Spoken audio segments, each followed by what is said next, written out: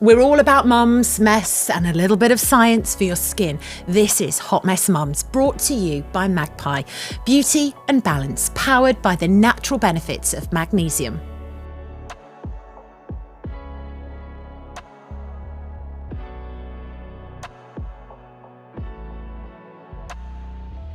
Sarah Jayne Dunn, welcome back to the Hot Mess Mums Club. Thanks for having me back. It's very nice to be here in person. I know. So the last time we were saying this, that we did this and we were lucky enough to have you as a guest. We were sort of lockdown era. Yeah. We were online. Yes, we were. All online, all in different places. Goodness. So much has changed. Yes. Since then. Yes. Quite a lot has gone on since then. Yes. And I really wanted you as a guest for this season because I want this season to reflect a lot about reinvention for women and empowerment. And for me, you embody those two things, so much more, but those two things so very well. You've come so far and I feel like you're such a voice for women, particularly 40 plus, about how we should just be out there and being ourselves, being our true, authentic selves, actually, and not being frightened of judgment and all the labels that are put on us. So when we chatted, were you still in Hollyoaks at the time? Yes, if it was lockdown, I think I was. I don't think I'd left at that point. Goodness. I definitely was in lockdown because, it was a really uncertain time for the show, for all of us actors and crew on the show, because no one, like the whole world, no one knew what was happening. We didn't know if we'd be going back to filming. So yes, I was still there. A lot's happened since then. Yes. And obviously you aren't there anymore. No. And a lot has changed. And I know you've spoken about this quite a bit because, there were things that you were doing that they didn't agree with. Mm-hmm. That was right. And you want to talk us through a bit about that time, really, from then to now, kind of how things have changed. Yeah. So, do you know what? I think the events that happened with Hollyoaks, so I set up an OnlyFans page. I'll keep the story really short because I've obviously spoken about it a lot, but I was sharing lingerie pictures, bikini pictures, the stuff that I've been doing forever with the show, or the stuff of the lad mags of the noughties and 90s. You were a pin-up. We were, it was part of the show. We were contractually bound to do the lads mags and the calendars and all of those things. And I actually really enjoyed them. I wanted to be a model before I was in Hollyoaks. Like I was 12 years old and that's what I thought I wanted to do. And then I landed the job at Hollyoaks when I was 14. Loved it. Was there for 10 years before I left the first time round. And I got to do acting, which I'd never done before and I absolutely fell in love with. But then I also got to do modelling alongside it with photo shoots with magazines. And, I got to go to amazing places in the world. I was very, very fortunate. And so it was part of what we did. It was just part of the show. And I think everyone knew the show for that. We were different to the other soaps because we had this sort of glamorous side. And like you say, I think the girls and the guys were both pin-ups, really. Yes. That's what we became. And so I had turned 40, and turning 40 was a really pivotal moment for me. I don't know what happened. I don't know whether it was something clicked, and I don't know whether it was that sense of when you turn 40, you stop caring so much what other people think. And I think for the first time in my life, I actually felt like a grown-up, like a woman. And at this point, I had a child and I was married. But I think for the first time, I was like, I'm a 40-year-old woman now. I can do what I want. And so I set up the OnlyFans platform off the back of COVID, really. I went back to Hollyoaks after COVID and everything had changed. Storylines had changed. I wasn't as busy as I was going to be. Money was very uncertain. I needed to do something that was mine, that I could control. I went around the houses with all sorts of things. I was going to open a coffee shop. I was going to do, like me and my husband were planning on setting up a little business. And it was a photographer that had mentioned to me, why don't you monetize on the photos that you're sharing on Instagram and put them behind a paywall? And I was like, actually, let me look into this. I went round and round in circles and I kept coming back to OnlyFans because it is a fantastic business model. It's already set up, it's worldwide, and yeah, and I had conversations with Hollyoaks and they greenlit it despite what happened and despite what they said. And I launched the platform and yeah, it's the best thing that I've ever done, but it had its repercussions. Hollyoaks decided that they weren't happy with it. And within a week of the platform going live, they terminated my contract with immediate effect. It's such a big thing to have your career decided for you like that. And that in that industry, it can be just like that. Oh, you yeah. know. How did that feel at the time when that happened? It was not what I had. I never intended to leave the show in that way, obviously. I had spent over 26 years of my life on and off from being a 14-year-old girl to a 40-year-old woman in that show, playing that character. I loved the job, you know, I loved the people that I worked with. I've got some gorgeous memories there. It really shaped me, I think, as a person, and it gave me confidence, it gave me amazing opportunities. It was never my intention, like I say, to leave that way. But for the first time in my life, I feel like it made me stand my ground. And I think I'd never, ever done that before. I'd been too scared to say no. There's a lot of people pleasing, you know. I'd always been the good girl, always. I was professional. I was always on time. I was never late. I did what I was told. Never did what I was not supposed to do, you know. I never spoke out of line. I was always very filtered in every sense of the word. And yeah, for the first time, I sat in the meeting with Hollyoaks when, you know, I was sort of given an ultimatum as to what would happen. And I felt like I was being spoken to like I was 16, 17. And something just clicked in my head. I don't know whether it was that being a mother. I don't know whether it was post-COVID. I don't know whether it was that turning 40. But something in my mind went, no, enough. Like, I'm not this time. I am not just going, okay, then I'll do what you say. And I knew that I needed to do something for me. And I knew at that point that the decision that I'd made was the right decision for me and for my family. And so, yeah, I put my foot down and it still is. Like I say, I wouldn't have liked to end that way. I wish the character had a proper send-off. I wish I'd had a final day filming to say well, after bye. all those years, exactly, that's what you would expect. Yeah. You mentioned that good girl, being that good girl and never stepping out of line and everything else. And I feel like so many women, and myself included, can relate to that because I feel like we suppress how we feel. We're actually almost taught to do that from a very young age, where we accept what's in front of us, but also everyone else has to be okay and we daren't rock the boat. Yes. And colour outside the lines. And so there's a lot of suppression going on, really. And then I think my take on it is that when women hit 40, I feel like there's an awakening. And I've heard other people talk about this. Gwyneth Paltrow talks about it as well. And you just literally feel like, no more. And you don't know what it is that starts to move.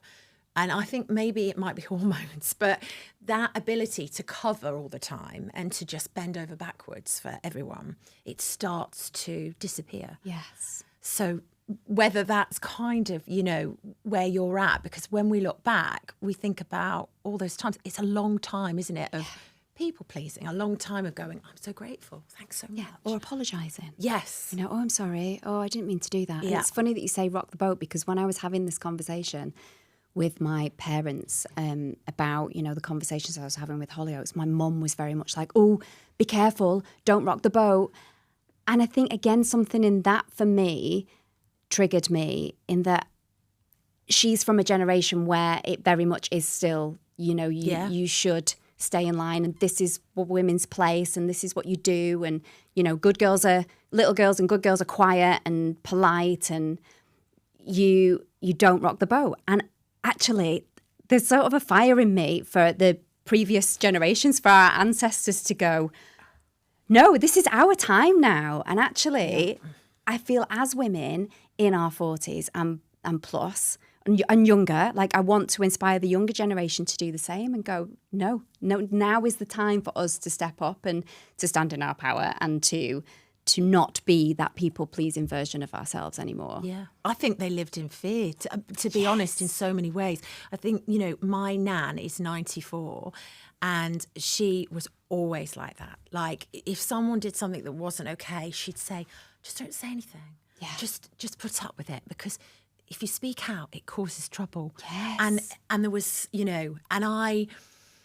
like you, I've always had that kind of drive not to be that person that watches something happen that isn't okay and doesn't say anything or doesn't stand up for herself, but then always torn with what I was taught and how I was raised in that way. Yeah. Well, why would you do that? Why would you go and say that you weren't happy with that? You know, it was a huge part of my upbringing, and I think that's definitely not what I do with my daughter. Yeah. You know, because I don't, and you mentioned like our ancestors and everything. I think it's so true. Like, it was a different time. Yeah. So much, and so much more sort of suppression than maybe we felt as well, which is scary. So moving it forward, you know, you are doing so amazingly well. Thank you. What is life like now for you? Because you are out there, you know, empowering women and living your true life, really. Yeah, I think it was the catalyst for me to be a version of myself that I was probably always too scared to be. And I think since stepping away from Hollyoaks and being shunned into the spotlight, which I didn't, that was never my intention, but suddenly, you know, I launched my OnlyFans page and it was all over the media. And suddenly I had to speak out about something that I probably would have kept quite quiet. My intention was always to just do it sort of on the side, and when I wasn't working, wasn't filming, I could just manage the platform. And yeah, it suddenly became this huge sort of media frenzy. But actually, that really pushed me into a place where I had to get comfortable very quickly, and it forced me to find my voice. And it's given me a freedom in every sense of the word, you know, a freedom of my voice, of not being filtered, of my time, of my schedule, of my opinions, of everything. It's literally opened up this whole world for me where I was pushed into something that I probably would have been quite scared to, a world I would have been scared to step into with finding my voice and speaking out. But actually that has now given me this platform to encourage other women to do the same. Yeah. And what I found is actually the more I speak out, the less scary it is. The more I'm honest about how I feel or what I agree with or don't agree with, the less scary it feels. The more I find my people, the more I find who aren't my people. You know, there's a lot of that when you start becoming your authentic self and stepping into your sort of truth and really owning who you are and being unapologetic about it, is that people will fall to the wayside. Yeah, I was going to say, Did you, at that time, when it all came out and it was everywhere, were the people who had been quite close to you who perhaps did go, oh, what are you doing? And didn't stay on that journey with you? And did it surprise you? Yes, and it's happened sort of gradually. So I have lost friendships over the last few years, and it was really, really, really hard to deal with, actually. And I found it very, very difficult and upsetting at the time. But the more I've sort of processed it, and the more I've done the inner work myself, and I've unpicked what is going on. And again, I've leaned into this authentic version of myself. The more I've realised that actually those friendships served a time and a place, and I treasure the memories, and, you know, I wouldn't change a thing, but they don't align with who I am now. And I really feel like whoever is meant to be in your life will be in your life. Whoever's meant to support you will support you. Whoever knows you for who you are will be there. And I've found that with my, you know, true strong friendships. You know, they had questions, and, you know, there was, I think at the beginning there was a bit of understanding or not understanding, or trying to like work out what, because I think there's a lot of misunderstanding with the platform OnlyFans, and I totally get it, and I had it to begin with as well. So obviously it's got adult content on there, and I think people instantly go, well, that's what you're doing. Yes. That's not what I'm doing. There is all sorts of different content on there, and it's a really good platform for content creators. But because there's this association with adult content and because it's 18 plus, a lot of people do go, oh, well, that's scary. But that's just a misunderstanding or an unwillingness to understand what it is. And that's fine. That's fine. Each to their own. And so, yeah, it's been a bit of a journey finding myself and watching some people fall to the wayside. But it's so freeing to be truthfully me. And looking back now at certain relationships and friendships, I was definitely putting on an act. You know, you go into a room with someone and you almost feel like, okay, right, I think what I was doing was reverting back to maybe what I was when I was 17, 18, 19, when the friendships first formed. Yeah. And actually not who I am now as a 40-year-old woman.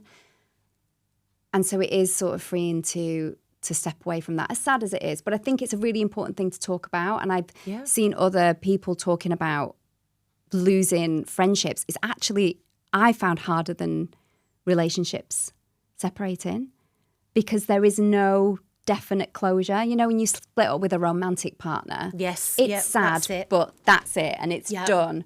Whereas I feel like with friendships, there's no sort of, we broke up, or we fell in love with someone else, or it just wasn't working, or we didn't fancy each other anymore. It's a real hard tear. But yeah, I think these things happen, and yeah, I think it's an important one to talk about. You mentioned relationships because I see you post about this. You know, a lot of people can't quite get their head round your husband, because I can't get my head around my husband either. And he nicks all your lovely magnesium products. He does. He's nicked my shower gel, and I am not happy about it. But you know, obviously you have a great relationship, you know, and he and you are very supportive of each other. But there seems to be like that misconception, doesn't there? Because you are on OnlyFans, and, you know, you are very confident and out there empowering women, and you do the amazing pole dancing and teaching and all of that, which is just, you know. And I know that you sometimes post about this, that people can't quite get how's he okay with it all? So how do you deal with that? And how does he deal with that as well? Has that affected his friendships and relationships with people, do you think? No, not at all, actually. I think he's been amazing. And the thing is, for John, nothing's changed. And, you know, he's done interviews with me, and he sat there and said, well, Sarah's still Sarah. Sarah's still shooting the same sort of sexy images that she was prior to jumping on OF. So that's all I've ever seen her be and do. Yeah. And she's happy, and we're happy, and it's provided more freedom. It means that he can work and do what he wants to do because I'm around more. It's offered us the freedom to be able to go on lovely holidays, and I can do the school run. You know, I get to spend more time with my little boy. I genuinely don't know how we would have managed had I still been leaving the house at 7 a.m. and getting in at 8 p.m. Because my husband, he owns a gym, so he leaves the house at 7 a.m. and he gets in at 8 p.m. So where would Stan have come into that equation if I was still filming full time? One of us would have had to give our time up, or we would have had to get a childminder or a nanny, which we absolutely could not have afforded. So I feel like everything happens for a reason, and this has just given us as a family more time. And yeah, he could see the shift in me. He was one of the first people to say to me a few weeks after I'd left Hollyoaks, and bearing in mind, I wasn't happy at the show just before I left. John would be the one that I would come home to and have a little cry to, or go, oh, I don't want to be in tomorrow, or I've had a terrible day. No one else sees that side. He was the one dealing with that. To then see me a few weeks later, really happy and free and enjoying what I'm doing, you know, why would he not support that? And for us, like I say, it provides like a really lovely lifestyle. So do you think that in terms of working now in the world, work is really created around a man? especially once you have children, right? Yeah. Because we talk about flexi working, but my experience of knowing friends in that have needed, it doesn't quite work out that way. No. It's a buzzword, but actually, we don't seem to sort of see the progress with that I think I'd like to see. And women are expected to carry on the same amount of hours, working the same. It is virtually impossible, isn't it? And that's where online creation, I feel, starts to come in. And more women are building their own businesses and their own platforms so they can build something for them and their family, but they can also be with their family as well. And there's a real movement. I mean, I feel like you're an advocate for this, but there is a real movement for this because, again, people might have seen you in Hollyoaks and thought how glamorous. Like you've just said, a 7 a.m. till 8 p.m. is a really bloody long day, when you've got family as well. Yeah. People don't realise that. And it is hard. And I don't think anything's shifted in those worlds when it comes to women and jobs and careers. No. So hence why that online creation, I think people are creating their own presence online in different ways, not just on OnlyFans, but in all sorts of ways, to try and create businesses. Yeah, and free up time. Yeah. It is that, isn't it? Because I feel like as women, we have always been expected to have kids and either give up our career and stop and just become, being at home, bringing up the children, looking after the husband, looking after the partner, or we go back to work, but then we have no time for ourselves and we're burnt out because we're working. Then we are coming home and looking after the kids and looking after the household and looking after the family and doing all of the admin. And I'm not saying that men don't do that either, but I feel like it is that there is no balance. And I feel like I went back to work when Stan was 9 months old. I went back to filming. And luckily enough, we had a nursery on site.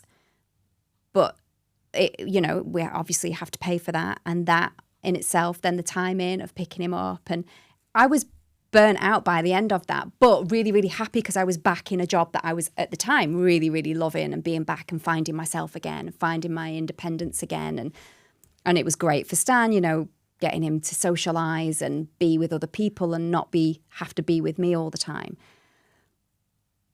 But I think women want the choice, and like you say, this online world has become available, whether that is on platforms like OnlyFans or being a creator. There's an amazing creator that's with my management and she's just started posting because she was sharing her experience of being a mum with 3 little kids, and she's got this huge following because she's so relatable and real and honest, and other mums are going, oh my God, I feel like that too. And it is that honesty. It's being honest and being outspoken and not being like, oh, life's amazing, like everything's great. And because no one's life is like that, Yeah. We've all got whatever level of struggles going on.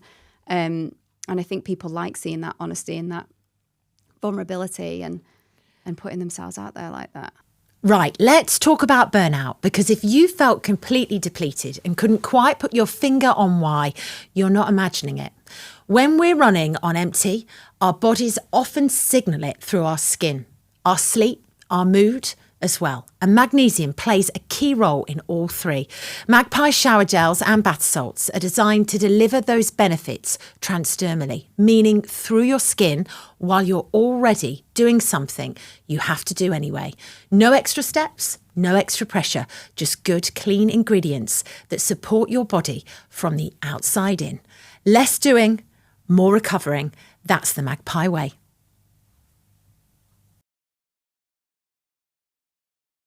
We were talking about social media before we started recording, obviously, because we are not from, thank goodness, when we grew up as teenagers, that was not a thing. No. Now we're talking about being online to push our businesses to create freedom. We have to get on board with that. Mm-hmm. How difficult do you find that? And for our mum audience who perhaps, are struggling with it, what would you say to them about how to sort of deal with that? Because I've always been this one that's kind of moaned about it, but I realise there isn't a choice really anymore. If you want to be invisible, don't embrace it. But if you want to be out there, you need to be seen. And it is now online. So I'd be interested to know how you cope with that more now and what you'd say to anyone who's struggling with it. So like you were saying, and now this has become like my job, being a content creator. I call myself like an accidental influencer because I've because I've ended up with this following because of Hollyoaks, and then my following like doubled more when I joined OF, and then I've now got this lovely community, which is still mainly women, which I absolutely love. I love that my community is women, and it's become my job. You know, I work with brands. I promote anything that I'm doing on there. I just did my pole retreat. You know, I promoted that through social media. So it is a way that, one, I keep myself out there and visible for work in the industry. And two, I make money through working with brands that I love and through promoting different companies. And I sort of have no choice. I wish I did have a choice, because there are times that I would love to not be on my phone. Like, yeah, that's the downside to it, isn't it? That you are, I find, it, you know, it's not 9 to 5, is it? So you don't just put it away. Yeah. You might have a couple of hours, but then there might be something else in the evening or whatever. Yeah. It's a continuous part of your day. Yeah. And it's not just the being online and engaging and posting content. There's the editing content. There's the shooting content. Like, a lot goes into it. And I think people roll their eyes and go, oh, content creator. But actually, when you are posting, you know, consistency and to keep your engagement up, and that's what brands want to see. They want to see engagement and link clicks. You have to be consistent. You have to be posting every day. You have to be engaging with your comments. You have to be engaging with your followers. Again, I love that, because I love engaging with my community, and I find it really beneficial. But it takes a lot of time, these things. Brands give you deliverables, so there's certain things that you'll edit content together. You have to send that off to the brand for it to be approved. They'll come back with amendments. So I find the editing is the thing that takes the longest time. But I try and schedule time, because it is my job now. So I go, right, okay, I will put my phone down when Stan comes home from school, because I don't want to sit on my phone whilst my son's there, because I don't want him. He's only 9. But he's not got a phone yet, and he's not on social media. But I don't want him to see me on there. I don't want him to not have his mum's full attention. But also, I don't want him in a couple of years to go, well, you're always on your phone. You know, I can at least then go, well, I'm not. Or if he does see me on my phone, if I've got to post something at a certain time, or if there's an urgent email to respond to or something, obviously I'm on my phone sometimes. I'll go, well, mum's working. Like, this is my job. So I'm not just sat on my phone scrolling. I am just, let me send this email, and then I'll put my phone to one side again. But it's hard. Because we become addicted. Like, I can see why kids and teenagers do, because it is, you know, if he's at school, I'll find myself just picking up my phone and scrolling. I think, what am I doing? I got caught out so badly on Friday. I took my son to a swimming lesson, and you sit behind the glass to watch them, and it's only a small pool. Yeah. And I had an email come through about something that I've been waiting for a very long time, and it just took me out on a Friday night at 5 o'clock, and I wasn't expecting it. And when he came out of his lesson, he said to me, "Did you see my dive?" And I said, and he went, "Well, you didn't, because you're on your phone the whole time, Mum." And I felt really sad. And I said to him, "I'm so sorry." I said, "This happened, and it really bothered me, and I got so engrossed in it because I wasn't expecting it." And I said, "I'm not perfect." I said, "I promise you the next time I take you, the phone stays in the car." I said, "I made a mistake. You know, I let it bother me emotionally, and I just couldn't stop. And then I was messaging friends, and do you know what I mean?" Yeah. But it really, I felt awful, because I just thought all of that shit did not matter. Yeah. It mattered to me at the time, but it didn't. Yeah. He just wanted me to see him dive. Yeah. But sometimes you just forget, you know, and then you just get caught. Yeah, absolutely. But they do see it. They see everything. Yeah. They notice everything. Yeah. It's like, even not with your phone. Our little boy can be in the living room, and we're in the kitchen, which is like got the dining room in between us and him. and he'll be watching telly or, you know, just playing, and we'll be whispering and say, oh, did you see this thing? And he'll go, what? And he's heard what we've said. And he'll come in, I'm like, how? But then you can't hear me going, it's bedtime, go and get your shower, you know. But they do, they hear and they see and they pick up on emotions and energy. I'm a really big believer in energy, and they feel everything. So I think it's our responsibility as adults, and obviously we're not perfect and we're all guilty of, you know, being not present with them. But I think it's our responsibility to make more of a, not even more of an effort, but just be more mindful, you know, because I think, in fact, it was Jill Ritchie who we were talking about before. So lovely Jill Ritchie, who owns the Intuitive Psychology Association, who I did my coaching training with a couple of years ago, which was just invaluable for everything. But I had a session with her once, and we were talking about our phones and things. And she said, don't pick up your phone till 9 a.m., which if you try doing, it's really difficult. Yes. Because the first thing I tend to do is pick up my phone and just check my WhatsApp and emails and make sure there's nothing important. Yeah. She's like, don't put your phone up till 9 a.m. and then switch it off at 8 p.m. Put it away, like put it in a different room so you can't just pick it up without realising. And it's hard to do, but actually it's really freeing when you do it. Like I will go and put my phone in my bedroom so it's not next to me. And again, I don't always do that, but when I do, I feel free because I'm like, oh, the thing's not there. That device that I'm addicted to isn't there, and I can actually be in the room and play, you know, just play ball or whatever. Sort of it's just being present, isn't it, I feel. And I do feel like it can really affect your mood. Like, I don't know if anyone else gets like this, but if I'm on it too long, I can be quite angry and snappy. Yeah. Just for the first 10 minutes where I come off it, I think, what's that all about? But they say, don't they, it can turn you psycho. If you're just like constantly on it, it can really affect your mood and your dopamine hits and everything else. And I catch myself, I think, oh, bloody hell. I need to, it's not good at all. We have to talk about, obviously, what you're doing at the moment, the pole retreat. Yes. So tell us a bit about that.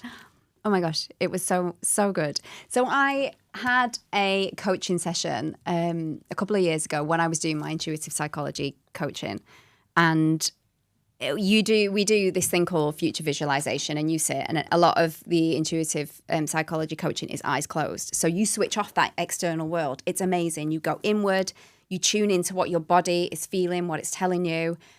You have these realizations that you didn't even know, like things you were feeling or things that you need to offload or parts of you that are hurting or sad that you can just release. Is amazing. I'm a big advocate for the coaching. And I did this future visualization, and in it, I was like, I want to just work with women and inspire women and be in a room, and I see poles and I'm doing this thing and I'm bringing us all together and it's amazing. And I came out of it and I was like, oh, do you know what? Maybe a retreat. You know, I'd never thought about doing that. I thought about doing workshops and things, and I teach pole, so I'm in a room with women teaching and inspiring and having the most fun. But going somewhere and incorporating the coaching side of things as well was just something that an opportunity came about. I found a venue, I had very little notice. I had like 3 months to pull it all together. Oh, God. In Ibiza. And it was just the best experience. I got so lucky with the women that booked on. And we all just connected. Everyone was there for their own reason. Everyone had felt the pull for whatever reason. And yeah, it was just wonderful. I mean, I say I got lucky. I feel like these things happen for a reason. We were all supposed to be there at that time, and there was such a nice energy and everyone brought something different. And I came away just feeling so elated, and yeah, like it's something that I'm definitely going to do like more of for sure. But the retreats are a big thing, I think, because, again, women are now choosing themselves and taking that time out. But the pole is really interesting. There's a girl in my gym. She's beautiful. She's about 22 and she does it. And we follow each other on Instagram and she puts her videos on. And I'm just like, wow, you're on fire. Like, you're amazing. And she said to me, well, have you ever done it? And I said, years ago, I got sent to do it for the radio as like a little, let's send you on this And I went to an evening class. Oh, God, I couldn't even get my legs up there. It was one of the hardest things I've ever done in my life. It was so hard, like the strength that you need. I mean, it's an amazing exercise, isn't it? Yeah. I thought, how do people do it and make it look sexy at the same time? Because there's so much that goes into it. But it's a big thing now. And you're obviously putting it out there. It's so empowering, I think, whenever I see her videos or your videos, and I think, wow, like to be that confident, I love it. But women don't come into the space confident, and that's what I love about it. It's a real supportive community of women, and I've felt that from day one when I first went into my first class, and I was a bit nervous. And I guess you had these expectations or these, you think, oh, pole, sexy. It has these, obviously, associations with strippers and strip clubs, and that's where it originates from, and that's amazing. But actually, the reality of doing pole is it's bloody hard. Like, it is difficult. It's painful. You get bruises. It's not as easy as it looks. It takes a lot of strength. It takes a lot of determination. It takes consistency. But the challenge is what I think I got addicted to. Like, you can never be the best in the room. So you're only ever competing with yourself, which is great. There's no judgment. There's no competition. And it allows you to connect with your body in a way that no other sport that I've experienced does, because it gives you permission to, especially when you're doing the pole dance, to really move your body, to move your hips, to connect, to be allowed to touch yourself, to be allowed to look at yourself in the mirror, to be accepting of yourself, no matter what shape, size, age, colour, whatever. Like, none of that matters in that room. You go into that space and everyone is just there for themselves. And that is so empowering. That is what I love about it. And the confidence that you see in women from that first pole class to a matter of weeks, and I did a reel about it once, because women will come in and they'll be, in like shorts that would be me. and I would t-shirt, just be, and they've got this sort of body posture where they're all closed off and a bit nervous. And within weeks, they come in and the shoulders are back, they're excited, they're confident, they're in little like knickers and a crop top, and no one cares. Because it's not what that's about. No one's looking at anyone else going, oh, what are you wearing that for? Or who do you think you are? Like, people are going, oh my God, you look amazing. Like, it's so supportive. And yeah, I fell in love with it for that. And that's what I want to share with people. I feel like people think pole, well, I'm not the right body shape, or I'm too old, or I'm scared, or I'm not strong enough. And none of those things are true. Like, anyone can come into that space and do pole. I had a gorgeous girl on my retreat who has got a stoma, and she came along, and she's not very strong, and she came along and she smashed everything, and she looked amazing. And, she inspired me. Like, I was like, wow, like, you are awesome. You came in and you just did all of this. And to come away as well and not know anyone, it was scary enough for me being the retreat organizer and host, but for these women that didn't know each other, to turn up at an airport, to fly to another country and spend time with people they didn't know, but then to, within 3 days, to connect and made friendships for life. So I just get so excited talking about it, because I want more of that. Like, yes, I think there's nothing nicer than women like supporting each other, but also having each other's back, and there is space for all of us. And I feel like, again, conditionally, we've been taught that there isn't, or that we are. I don't know what it was like in the acting world. I can talk about what it's like in the radio world, is that you are pitched against each other. Absolutely, yeah. And those seats are precious. Yeah. So everyone's fighting for it. Mm-hmm. And I think that's really sad. And of course, you will work with people that will not be like that, and that will be supportive and very comfortable with who they are, and be like, this, we've all got a place. But you will work with people that aren't like that. Absolutely. And that will see you as the enemy as soon as you walk into a room, and will just want to take you out. And that is difficult, I think in those moments you have a choice, don't you? You either become like those people, or you just stay as you are, in that sort of strength where you're like, no, I don't need to react to this. There is enough room for all of us. Yeah. We should be supporting each other as women, because it's hard. It's hard enough as it is, exactly. Yeah. It's hard enough as it is, full stop. It's hard enough as it is being a woman. So why would you not have someone else's back? And then the things that women, the power in women coming together is massive. And again, if you look back, you know, through history, the power in women being in a group or the movement, exactly, that energy. And I genuinely think that that's why, well, that is why patriarchy came in, and that's why it exists, because there is this fear of actually, and again, the wisdom of age and, you know, witches and all of those things. I feel like there is fear because it's such a beautiful, powerful energy when women connect and women support each other. And I think we need to lean into that more, especially this day and age. You know, what we don't want is to be fighting and against each other and be pitted against each other. We need to support each other and hold each other up, for sure. We're supporting you and with your next venture as well, because I just love it when I see you post about your manifesting Strictly. And I'm like, oh my God, you'd be so amazing on Strictly. So talk to us about the Strictly dream. Let's get this campaign going, because you really want to be on there, right? I do.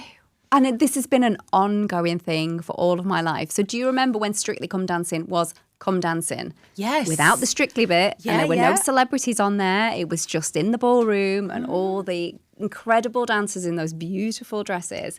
So I used to watch that when I was little, and I had ballroom lessons when I was like 7, and I absolutely loved it. And then obviously it's changed over the years and it's become Strictly Come Dancing, and I've been watching it since day one. And yeah, I've had meetings for it twice over the years. Oh my God. So you've come, right, okay. And it's such a difficult show to get on because everyone wants to do it. I think particularly as women, you know, it's... Yeah. Oh, I say this, there was a couple of ladies that I spoke to that are also in the industry that were like, oh my God, no, it's like, I couldn't think of anything worse. But for me, I can't think of anyone that would go, why would you turn that down? I feel like the opportunity to learn an incredible skill with a professional dancer in such an intense environment, you know, where else would you get 5-6 days training a week and then be able to perform and be paid for it? I think it's very you though, because you do put yourself out there. You're very vulnerable, aren't you? Really, when you're doing it, you know, it's everything at the time. So but I feel like how you are, you would just soak that up.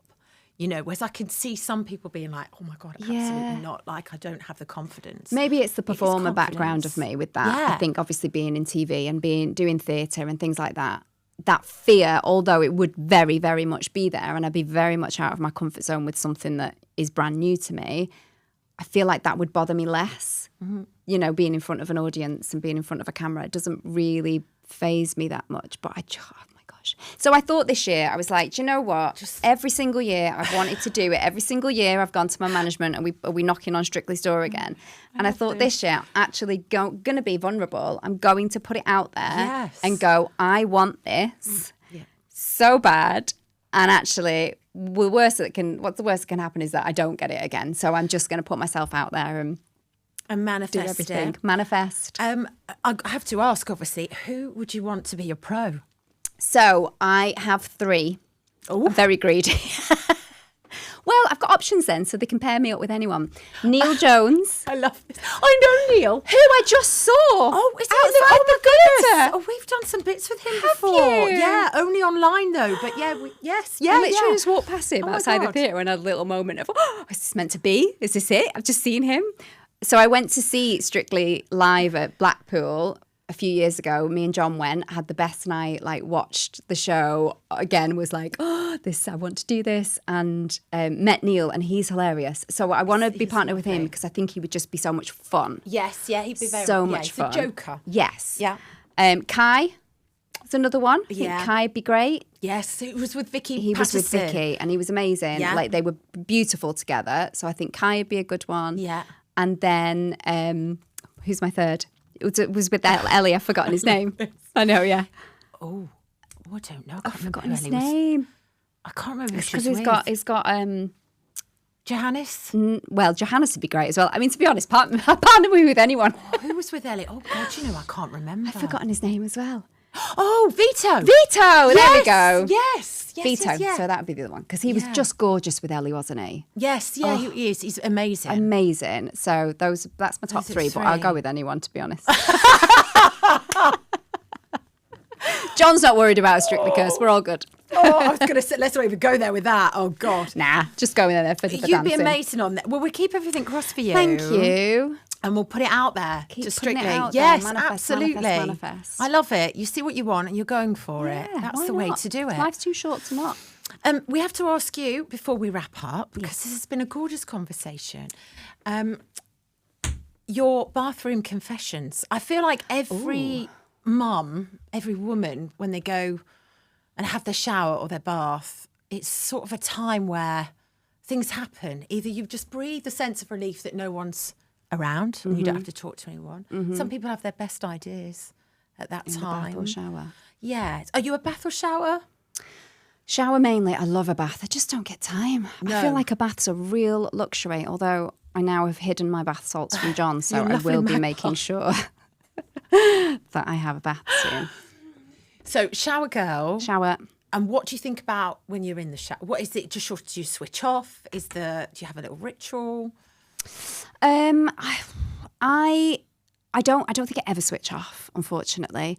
Shower time for me is the time where you know when you're in the house and you've got your husband and your kids, and my kids are Stanley and the dogs, it's the only room in the house where I can lock the door and I can just have no one. Although saying that, I still get the dog scratching on the door, trying to get in, and Stanley's still going, Mom!